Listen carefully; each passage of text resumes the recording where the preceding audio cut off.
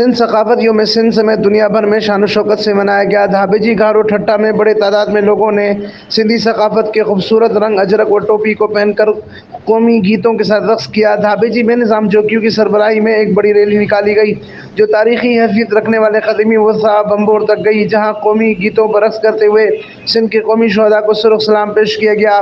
इस मौके पर सरदारी निज़ाम के खिलाफ नारेबाजी भी की गई।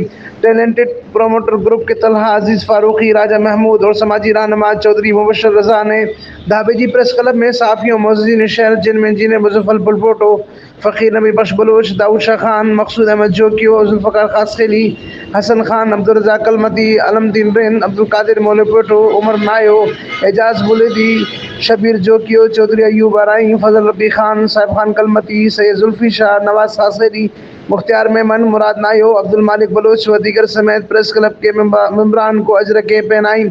सिंधी सकाफत के दिन को सिंध के लोगों ने ईद की खुशियों की तरह मनाया और ये पैगाम दिया कि सिंध धरती अमन, मोहब्बत और भाईचारे की धरती है, जिसे दुनिया भर में नुमाया मुकाम हासिल है।